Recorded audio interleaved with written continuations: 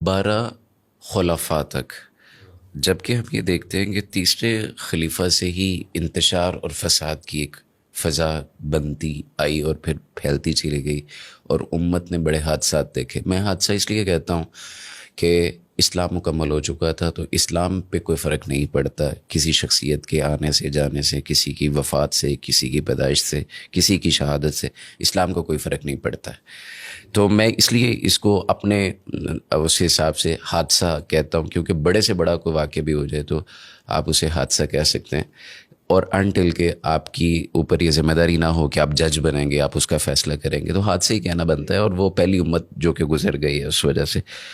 تو کیا سیدنا امیر معاویہ رضی اللہ تعالیٰ عنہ نے اپنی زندگی کے اندر جو ان کے بارے میں کہا جاتا ہے کہ اپنے بیٹے کے لیے بیعت لی تھی، ملوکیت کی ابتدا کی تھی، اس کی وجہ سے یہ سارے معاملات مزید بگڑے ہیں، یا یہ کیا تھا؟ یہ بات یاد رکھیں کہ سیدنا معاویہ رضی اللہ تعالی عنہ کی دو حیثیتیں ہیں۔ جی بعض احادیث میں ان کو خلیفہ کہا گیا ہے، ٹھیک ہے، اور بعض روایات میں ان کو بادشاہ کہا گیا ہے، ملوکیت کہا گیا ہے۔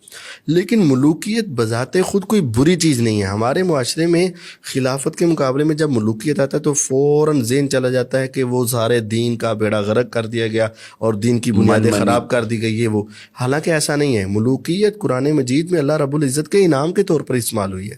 وَإِذْ قَالَ مُوسَىٰ لِقَوْمِهِ یا قوم اذکروا نعمت اللہ علیکم اذ جعل فیکم انبیاء وجعلکم ملوکا وقتل داود جالوت وآتاہ اللہ الملک والحکمہ رب قد آتیتنی من الملک وعلمتنی من تاویل الاحادیث رب ہب لی ملکا لا ينبغی لأحد من بعدی۔ نبیوں پر یہ ملوکیت، نبیوں کے لیے نعمت، نبیوں کے تذکرے میں ملوکیت کا، تو یہ ملوکیت کے بارے میں فوراً یہ کنسپٹ آ جانا کہ یہ بہت بری چیز ہے، یہ غلط ہے۔ ٹھیک ہے، نبی پاک صلی اللہ علیہ وسلم کی حدیث ہے، سلسلہ صحیحہ کے اندر بھی موجود ہے، معجم الکبیر طبرانی کے اندر بھی موجود ہے۔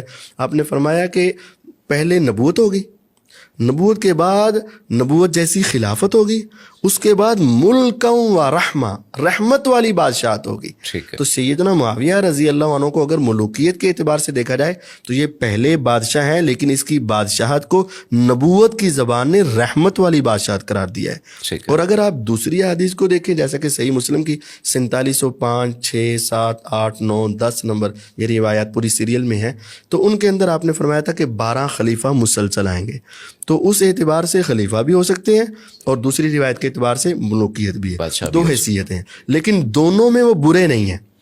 دونوں میں ان کی ملوکیت کی بھی تعریف کی گئی ہے اور ان کی بادشاہت کی بھی تحسین کی گئی ہے۔ بالکل ٹھیک ہو گیا۔